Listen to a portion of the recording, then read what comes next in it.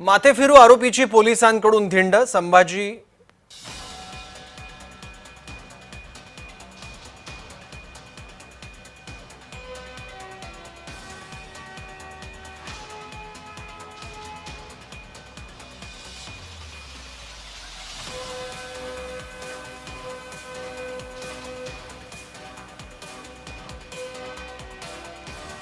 संभाजीनगरमध्ये या आरोपीने मैत्रिणीवर गोळीबार केला होता।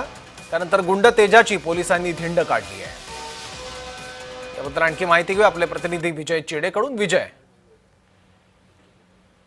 नक्की सौरभ जी, जर पाहिलं तर छत्रपती संभाजीनगरमध्ये हा आरोपी जो आहे तेजस हा नुकताच जमिनीवरती जो आहे तो बाहेर आला होता। त्यानंतर त्यांनी त्याच्या मैत्रिणीवरती गोळीबार जो आहे तो केला होता आणि किरकोळ कारणावरून हा वाद जो आहे तो झाल्याचा पाहायला मिळत होता। मात्र त्यानंतर पोलिसांनी जे आहे त्या तेजसला ताब्यात घेतला असता। त्याची मेडिकल तपासणी ज्यावेळेस करायची होती त्यावेळेस त्याला पोलीस स्टेशन बाहेर आणले जात होतं। त्यावेळी त्यांनी जर पाहिले गेलं तर माध्यमाच्या कॅमेरे त्याच्या समोर दिसल्यानंतर त्या तरुणांनी थेट और 2-3 लड़कियों को गोली मारता अशी धमकी जी आहे ती थेट पोलिसांसमोर दिली होती। त्यामुळे कुठेतरी पोलिसांचा समोर जी आहे ती ही धमकी दिली जातो आणि त्यामुळे छत्रपती संभाजीनगरमध्ये कायदा सुव्यवस्थेचा प्रश्न जो आहे तो ऐरणीवरती आला। तर प्रश्न जे आहे ते देखील उपस्थित झाले। मात्र त्यानंतर जर पाहायला गेलं तर आता छत्रपती संभाजीनगरला या आरोपीचं जे आहे ते आता चौकामध्ये धिंड काढत जे आहे तिथं मुंडन देखील त्या ठिकाणी केलेलं आहे आणि त्याची धिंड काढून त्याला एक मोठी समज जी आहे ती आता पोलिसांनी दिलेला आहे। त्यामुळे आता पोलिसांपेक्षा मोठं कोण नाही असं म्हणावं लागेल।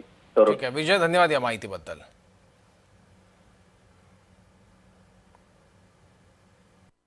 एकदम जरा आवाज दूसरा ऐसे पटना है बस जरा क्या वो भी 2-3 लड़के गुल्ले मारता है बस।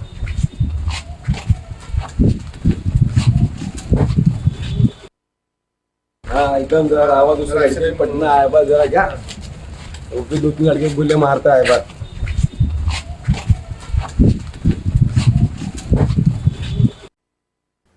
एकदम जरा आवाज दूसरा ऐसे पटना है बस जरा क्या।